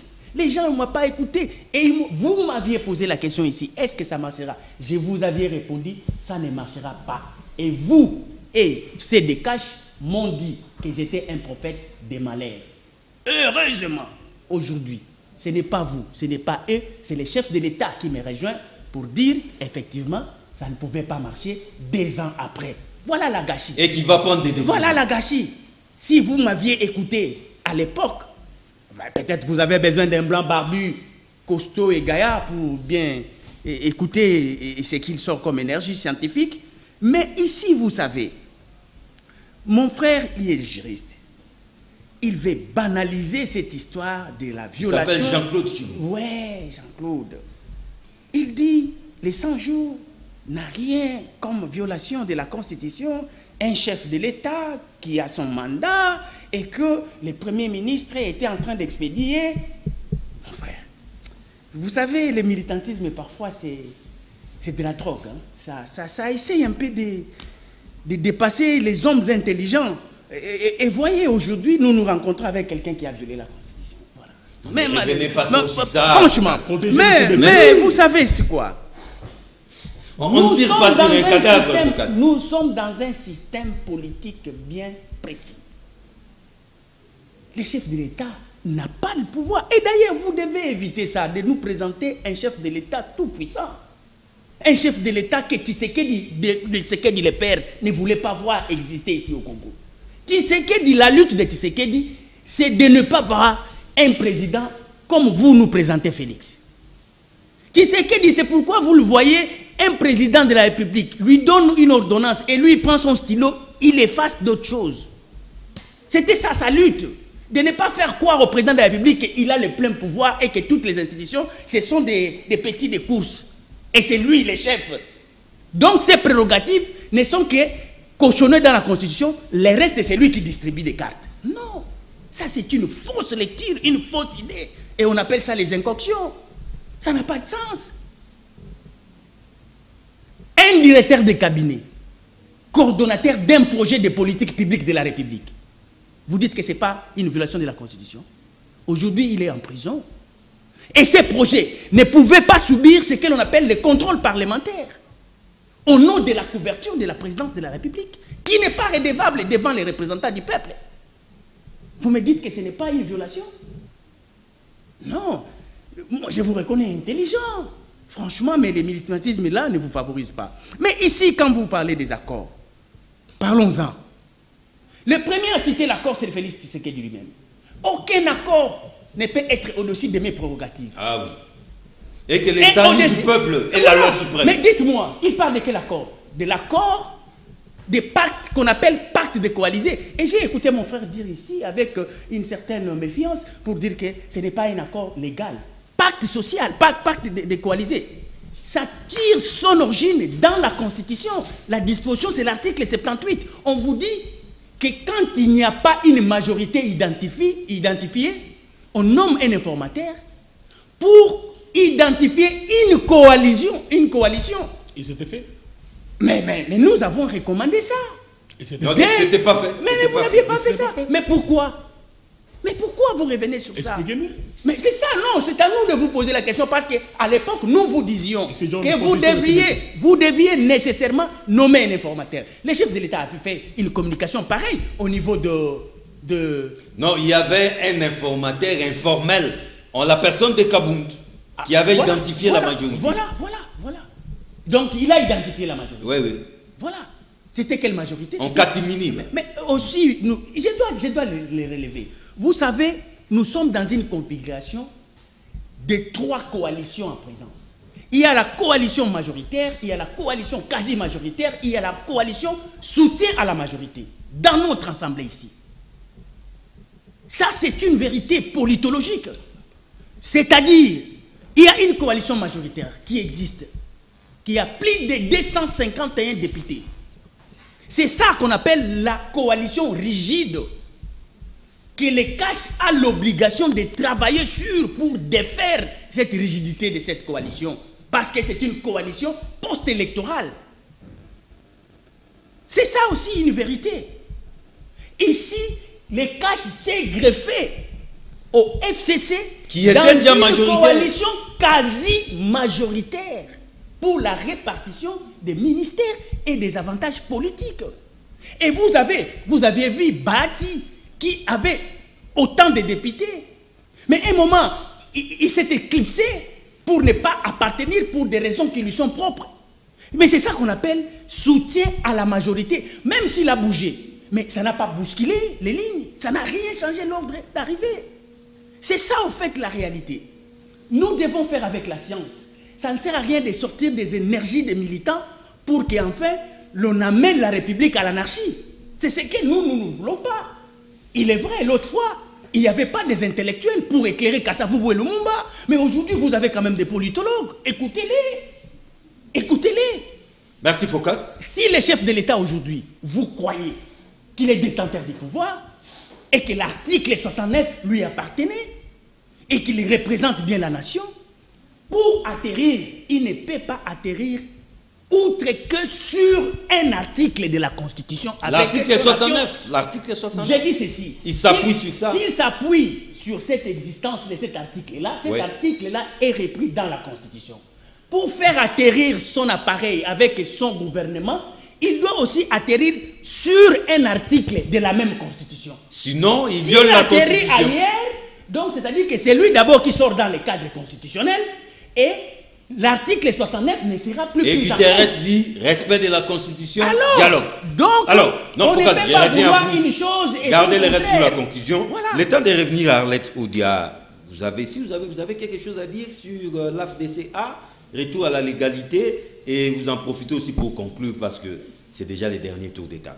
Dans tous les cas, ça a toujours été une très mauvaise culture dans notre pays, celle de tout le temps vouloir procéder à des dédoublements. On a vu ça avec l'UDPS, on a vu ça avec dédoublement, débauchage. MCR, on a vu ça avec autant de partis. C'est très regrettable, mais si aujourd'hui on sait se retrouver dans des circonstances qui lutteraient contre cette pratique malheureuse, c'est un avantage pour la République. Alors pour revenir au débat qui nous préoccupe, je reviens à dire que nous sommes tout à fait d'accord que le dimanche, ce ne sera pas le ciel qui va tomber. Le dimanche, le président de la République, qui a plusieurs fois démontré combien il était garant de la Constitution, il en était le protecteur, il va veiller à son respect et que le non-respect de la Constitution ne sera pas à l'ordre du jour. Mais nous sommes plutôt préoccupés par les conséquences. Nous reviendrons sur cette table pour calculer les conséquences des actes politiques qui auront été posés. Espérons que la mobilité ne sera pas perturbée. Pour nous, la mobilité ne sera pas perturbée. Et pour moi, titre personnel, je suis en train de considérer qu'on doit calculer les conséquences politique de tous les actes pour ne pas tomber dans ce que le président de la République a considéré de crise politique. Je suis tout à fait d'accord avec le président de la République qui dit qu'il n'existe pas encore de crise politique dans notre pays. Et lorsque les sénateurs à vie, nous risquons de rentrer 50 ans en arrière. Il n'existe pas encore de crise politique dans notre pays parce qu'on sait voir aujourd'hui le gouvernement constitué des délégués UDPS, des délégués du CACH, ainsi que des délégués du FCC, mais qui continuent à gérer la République. Nous sommes en train d'évoluer, malgré la non-tenue des conseils de ministres, malgré le nombre assez réduit de leurs rencontres, la République est en train de fonctionner. Ça veut dire qu'il n'existe pas de crise politique. On voudrait qu'elle n'existe pas et que l'on se mette à régler la crise économique et d'autres crises qui font qu'aujourd'hui, le peuple congolais n'a pas encore senti que le paradoxe ont été brisés. Vous allez vous souvenir du discours du chef de l'État sur l'état de la nation. Il incitait le peuple congolais à travailler de sorte que les paradoxes soient brisés. Nous sommes au mois de décembre. À quand les prochains discours sur l'état de la nation? Ça, c'est pas moi qui gère les canevas du chef de l'État. Le bon fonctionnement des institutions de la République. Il va arriver. Ça laisse à désirer. Avant que vous ne m'interrompiez, j'étais en train de dire que il faudrait calculer les conséquences des actes politiques. Il ne faudrait pas tout minimiser parce qu'à la fin, c'est le peuple congolais qui en pâtit. Les ministres auront toujours leur salaire. Le président de la République, il en aura. Les avantages politiques, on en aura. Et même si on n'en a pas, on sait comment les réclamer. Vous avez vu Fayoulou lorsqu'il a perdu ses pneus, parce qu'il était Fayoulou, il a eu à bénéficier de ses pneus, alors qu'il y a de nombreux peuples congolais qui, dans les mêmes circonstances, ont eu à perdre leurs pneus. On a vu plusieurs fois le général Kanyama, oui, surtout Kanyama, crever les pneus, mais après, il n'y avait pas eu de réparations. Vous voyez que les politiques... Et nos polices de roulage qui se permettent... Justement, les politiques auront toujours la solution à leurs revendications, alors que les revendications du peuple seront toujours en train d'être reléguées au second plan. Imaginez un seul instant qu'à l'époque, UDPS dans l'opposition, FCC, le PPRD au pouvoir, et que cette UDPS qui était à l'opposition, qu'elle ait un premier ministre au sein des institutions, qu'elle ait autant de ministres, autant de directeurs, autant de membres au sein de la territoriale, et que l'on vive dans ces circonstances. Vous savez quelles seraient les conséquences par rapport au peuple? C'est ça que nous voulons, que ces conséquences soient essentiellement calculées. Si elles ne sont pas calculées, c'est vrai que le politique ne perdra absolument rien, mais on passera plus de temps à régler les conflits et le problème de Congolais seront toujours traités en dernier lieu. Je sens en vous une certaine inquiétude. Vous n'êtes pas tellement rassuré du lendemain du discours du chef de l'État. Si, nous sommes rassurés. Vous n'êtes pas sereine. Si, nous sommes rassurés, nous sommes sereins. Nous divisons certainement. Par rapport à moi, ma façon de voir les choses, on peut bien être Tshisekedi, c'est dire Tshisekedi, mais il y a des ceux qui ont vécu avec Étienne Tshisekedi, mais sans réellement comprendre sa visée, sans réellement comprendre son idée. Son idée était le peuple d'abord. Est-ce qu'aujourd'hui, dans les calculs politiques, dans les négociations politiques, on peut d'abord penser au peuple avant de penser à soi-même? C'est ça être un vrai Tshisekediste. Et ça, c'est ça. Non, aujourd'hui, ce n'est plus le peuple d'abord, mais c'est Fatou Béton. Ce n'est pas ça. Oui. Le peuple est toujours au centre de préoccupation du chef de l'État. Et si même il s'est arrêté pour dire qu'on doit revoir notre façon de voir les choses, c'est parce qu'il s'intéresse au sort du peuple. Il continue à garder le luxe de sa fonction, tous les avantages dont il peut bénéficier. Mais pourquoi il s'est arrêté? C'est parce qu'il se préoccupe du sort de son peuple. Mais tout ce qui lui est demandé par certains, peut-être de son propre parti politique, est-ce que ça règle essentiellement les vrais problèmes du peuple que le président de la République voudrait aujourd'hui régler? C'est là notre préoccupation. Et que si aujourd'hui, le PPRD doit directement basculer dans l'opposition, on doit calculer les conséquences. On les pousse, surtout qu'on les pousse à l'opposition. Je sais que ça ne sera pas non plus la fin du monde, mais je voudrais que l'on calcule ces conséquences. Si elles existent, que l'on sache comment les contourner. Et c'est en cela qu'on sera un bon politicien et qu'on va réellement apporter la solution aux problèmes de notre peuple. C'était donc votre conclusion? Conclusion. C'est Arlette Odia. Je rappelle que vous êtes présidente de la Ligue des femmes à la DCU. La DCU, c'est la Dynamique Congolaise Congo Uni, un parti sociétaire du cash dirigé par les conseillers stratégiques Vidier Chimanga. Merci d'avoir été là. Merci. Monsieur Tshilumba, un dernier tour de table et ça sera aussi votre conclusion. Non, je suivi là, M. Focas, il parle du militantisme. Non, lorsqu'on se réclame de la science, il faut rester rigoureux et ne pas observer les choses telles qu'on veut les voir fonctionner et non telles qu'elles sont conçues pour fonctionner. Les pouvoirs exorbitants, excessifs du chef de l'État, du président de la République, dans la constitution congolaise, ce n'est pas moi qui les lui confère. C'est la constitution elle-même. Vous avez dit quelque chose de très intéressant ici. Étienne Tshisekedi n'avait pas voulu voir un président avec des pouvoirs trop excessifs, avec des grands pouvoirs tels que nous semblons les attribuer à Félix Tshisekedi. Effectivement, Etienne Tshisekedi n'avait pas rêvé ça. C'est la raison pour laquelle, en 2005, Etienne Tshisekedi a appelé au boycott du référendum. Parce que lorsqu'il tenait la constitution, la nouvelle constitution de la République démocratique du Congo, il était affolé de voir l'étendue et la grandeur du pouvoir que cette constitution conférait au président de la République. Il a même dit qu'il ne voyait pas comment est-ce possible que les hommes politiques et la population congolaise soient naïfs jusqu'à vouloir conférer ou créer un autre Mobutu au Congo. Mais curieusement, c'est cette constitution qui est passée. Ce n'est pas du militantisme.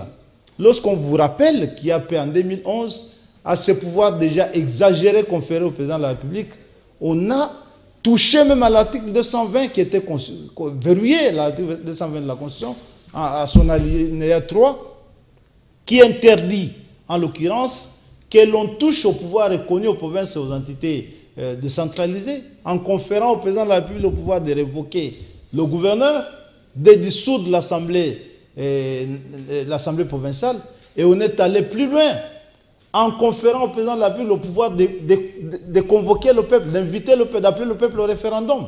C'est-à-dire avec des possibilités aujourd'hui qu'il initie même une autre constitution pour remplacer celle-là. Ce n'est pas moi. Et lorsque je rappelle cela, lorsqu'on est scientifiquement aguerri, on ne peut pas qualifier ça du militantisme. Le DIRCAB, coordonnateur d'un programme public de la République démocratique du Congo, je crois qu'on n'a plus de temps pour débattre de cette question qui nous a pris d'énormes débats dans le passé, par le passé. Tout ce que je sais, c'est que le DIRCAB du président de la République ne gérait pas le trésor public. Ça signifie que l'argent sorti du trésor a répondu aux normes de la chaîne de dépenses. Et le ministre des Finances qui avait ordonnancé la sortie ou les sorties des fonds, il avait répondu au procès dit de 100 jours. Il n'a jamais nié avoir sorti les fonds. Le directeur de la Banque centrale n'a jamais nié. Et les ministres sectoriels n'ont jamais nié avoir géré le programme. En tant que tel, ce n'est pas le DIRCAB du chef d'État qui avait géré le programme.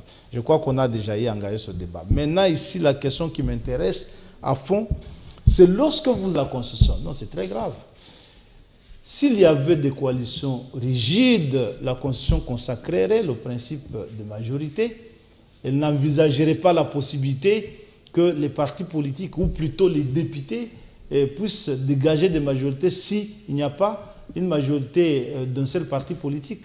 Cela implique la liberté de ceux qui se coalisent, de continuer ou de se retirer. On ne peut pas dire à AFDSA que toi tu es d'une majorité rigide, tu n'as pas le droit de quitter la majorité. Ça ne s'explique dans aucun cas. D'après les règlements intérieurs aussi. Non, le règlement est clair. Le règlement intérieur ne régit pas la majorité parlementaire, parce que la majorité parlementaire a des effets. On déclare si on est de la majorité ou de l'opposition au début de la législature. La majorité. Lorsqu'on ne les déclare pas, on est non inscrit. Les effets de la majorité parlementaire se déploient en dehors de l'Assemblée et sont opposables aux institutions non régies par le règlement intérieur. On ne peut pas régir la majorité parlementaire par le règlement intérieur. Je m'en moque d'ailleurs. Lorsqu'on vous dit coalition rigide, de quel parti politique qui a gagné les élections? Il n'y a aucun parti qui a gagné les élections pour qu'il soit une coalition, pour qu'il soit une majorité rigide. Il n'y en a pas. Les partis politiques qui ont des députés, qui sont tous minoritaires, les groupements politiques à l'Assemblée, gardent leur liberté de dire qu'ils appartiennent à telle majorité ou à telle autre, à telle idéologie ou à telle autre. Même si nous avons fait ensemble et que nous avions convenu d'un tel projet que j'estime que tu n'accomplis plus comme nous l'avons convenu, je ne reste pas avec toi. Tu as soutenu ou on soutenait l'homosexualité. Tu te dérobes, tu ne veux plus de l'homosexualité, que moi je reste attaché à ce projet de départ. Je quitte. On n'est pas obligé de vivre et mourir ensemble. C'est ce principe. Écoutez, vous avez dit que vous êtes politologue. Oui. Je suis politologue. Ok. Oui. Là, ça vous enseignez même. Où est-ce qu'on va? Oui. Alors, s'il pouvait exister une majorité rigide, voici que pourquoi Tchibal serait-il devenu Premier ministre? Pourquoi est-ce Sami Badibang, un élu d'un parti de l'opposition, serait-il devenu C'était à la suite d'un accord politique. Pourquoi est-ce Thomas Loa, mais la majorité étant rigide, on ne la bouge pas jusqu'à la fin de la législature selon lui. Pourquoi est-ce Thomas Louaka, un élu MLC, serait-il devenu membre du gouvernement alors que la majorité était rigide, on ne la bouge pas? Pourquoi est-ce que le professeur Michel Bongongo serait-il parti de l'opposition vers la majorité? Pourquoi Kambinga? Pourquoi? Si la majorité pouvait être rigide. S'il faut vous répondre à la question, lorsqu'on quitte, on va où? C'est exactement ça la réponse que je vais donner au départ. Lorsque nous avons convenu au départ, voici le programme que nous allons exécuter. Et qu'en cours de mandat, je constate que nous n'appliquons plus la même chose. Il n'y a aucun article de la Constitution qui nous lie pour demeurer. Je peux quitter, je m'organise avec les autres. Nous dégageons une autre majorité, on la reconfigure. C'est ça, en fait, le droit constitutionnel tel qu'appliqué dans le régime constitutionnel, dans le régime politique qui est le nôtre. Il n'y a pas de majorité rigide. On ne peut pas dire ça aux Congolais qu'il y a une majorité rigide et on ne la bouge pas. Et pour terminer. Et même lorsque l'un des partis constituants, cette majorité se radicalise, il devient naziste, il devient fasciste, on continue dans une majorité parce qu'elle est rigide. C'était votre conclusion. On ne fait pas ça. Donc, ici, je m'assume dans ce que j'ai dit, je le dis en tout état de cause, j'ai la responsabilité et les pouvoirs scientifiques nécessaires pour l'affirmer. Le président de la République a le droit de retirer l'UDPS de cette majorité et que lorsque l'UDPS se retire de cette majorité qui est fondée sur un accord en vertu duquel le Premier ministre a été nommé, l'accord tombe, l'ordonnance nommant le Premier ministre devient désuète, eh bien, on va tenter une autre chance. Est-ce qu'il est encore possible de trouver une nouvelle majorité? S'il n'y en a pas, et on constatera au bout de 6 mois qu'il y a trouver une autre majorité. On dissout l'Assemblée et puis on envoie les députés devant le peuple pour avoir son accord. Au nom de quelle loi? Au nom de quelle loi? C'est ça la Constitution. C'est ça la Constitution. Thierry Bétou. Tu sais, en politique, des fois, il faut risquer. Hein. Mais pas n'importe comment. Écoutez, des fois, tu peux prendre une décision. Les risques peuvent aussi être fatals. Hein. Mais écoutez, nous sommes en politique. Ouais. Vous savez, en politique, on ne sait pas se laisser faire. On dit que non, voilà, si je sais de faire ça, je vais aller à côté. Il faut toujours tenter. Il faut toujours risquer. La politique, c'est un monde de risques. Nous, on a risqué avec tout ce qu'on a fait dans le temps. Vous savez, ce que je vous dis, John, vous savez, personnellement, je n'ai pas beaucoup de discours à faire. Hein. Je crois que j'ai tout dit. Mais je dis merci au chef de l'État d'avoir instauré un État de droit. Aujourd'hui, on a la justice. Aujourd'hui, la justice est rendue. L'AFDC de l'Alliance de forces démocratiques du Congo, de son Excellence le sénateur Bahati Lukwebo. Aujourd'hui, maintenant, on a retrouvé notre leadership, notre leader qui est son Excellence Bahati Lukwebo. Alors, le fugitif qui s'est autoproclamé là, il est aux arrêts. Et puis, il y a poursuite des autres, parce que ça continue. Et je disais merci à tout le monde, vous savez, de nous avoir quand même suivis. Et je dis aussi merci à l'honorable sénateur Bahati Lukwebo. Vous savez, pour moi, c'est un modèle. Et on se retrouve les dimanches dans la rue, après-midi. Oui, mais c'est Gérald, je vais t'appeler. J'attendais votre appel. C'est la fin et j'espère qu'on n'aura pas un problème de mobilité. Hein. Non, mais t'en fais pas. Je l'espère. Merci, il faut casser les maintenant. Voilà, je crois que mon frère qui est en train de faire les éloges de l'état des droits, oui. Si vraiment l'état des droits était une réalité, vous serez déjà aux arrêts. Parce qu'il ne suffit pas seulement de dire pardon après avoir violé la Constitution, vous restez tranquille et libre, vaquer dans des activités. Si l'état des droits dont vous souhaitez être démis au Congo, vous serez en prison. Non. C'est-à-dire lui peut partir, mais qui ne pêche plus. Il est pardonné. Alors, merci parce qu'il a compris. Mais il faut savoir une chose. Monsieur John, j'aimerais que vous puissiez nous accorder encore une deuxième chance avec notre politologue qui est un confrère, et pour que nous puissions vraiment faire un bon débat et pour que nous puissions vraiment éclairer la lanterne de tous ceux qui nous suivent. Vous savez, il parle du programme des 100 jours. Je lui démontre d'abord par nature, lui il est politologue, il sait qu'un programme de gouvernance, les politiques publiques sont des politiques publiques de nature à pouvoir résoudre les problèmes des citoyens.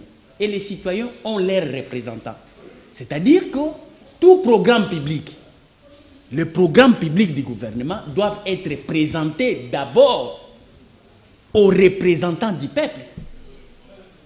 Mais ici, vous avez un programme qui a été présenté dans la rue. Dans la rue, au niveau de la 7e rue là-bas. Non, ce n'est pas 7e rue, 17e rue. C'est là où ils ont trouvé l'endroit pour aller présenter un programme de gouvernance. Or, c'est l'Assemblée nationale qui est le contrôleur des politiques publiques, qui est l'autorité budgétaire. Mais quand vous avez des choses qui se font comme ça, vous êtes politologue, vous devez nécessairement trouver des anomalies dans cette pratique. Ça ne cadre pas avec la gestion de la cité moderne. Vous dites que le ministre était là, mais entre-temps, le procès était un procès de la présidence. Alors pour terminer... terminer, je n'irai pas loin pour dire ceci. Quand vous estimez que, bon, ils ont violé, moi je suis d'accord que j'avoue que FCC a tant violé. C'est pas le fait qu'il a fait aussi 18 ans. Mais si l'on considère que Cash violerait aussi, s'il violait 2 fois par an, et que s'il faisait 18 ans au pouvoir, donc il va violer aussi 36 fois. Ça sera aussi énorme. Merci beaucoup, Focas. C'est-à-dire que, moi, mon problème, c'est quoi? Il faudrait que les gens comprennent une chose. Et si l'accord, je vais atterrir par là, le chef de l'État lui fait mention. Il dit, aucun accord ne peut prendre le dessus sur mes prérogatives, et que cela ne peut pas être... Le salut du peuple et la loi suprême. Et la loi suprême, cela ne peut pas prendre la suprématie sur l'intérêt général. Mais est-ce que l'accord qu'a signé Williania et Kabound, dans quelle rubrique vous trouvez une disposition qui violerait les prérogatives des chefs de l'État? Point d'interrogation, Focas, point d'interrogation. Nous terminons par cette épineuse question. Je rappelle que vous êtes politologue et concepteur de la politique-sonie, la science politique par les baffles. Merci beaucoup. Merci à M. Jean-Claude Tchouloumaï, rapporteur de la commission électorale permanente à l'UDPS, les partis présidentiels, l'Union pour la démocratie et le progrès social. Merci beaucoup. C'était un honneur. Merci également à M. Thierry Bétou, secrétaire national en charge de portefeuille à l'AFDC et conseiller de M. Bahati. Vous êtes également membre du Collège des fondateurs au sein de la même formation politique. Merci beaucoup. Merci également à Arlette Odia, présidente de la Ligue des femmes DCU, Dynamique Congolais Unis. Retrouvez ces magazines en rediffusion déjà ce samedi à partir de 10h30 et à tout moment sur la chaîne YouTube Allo Kinshasa Media. Sinon, retrouvez-moi le vendredi prochain à la même heure. Espérons que les dimanches prochains, le ciel ne va pas nous tomber sur la tête et que Dieu puisse bénir et protéger la République démocratique du Congo et son peuple. Au revoir.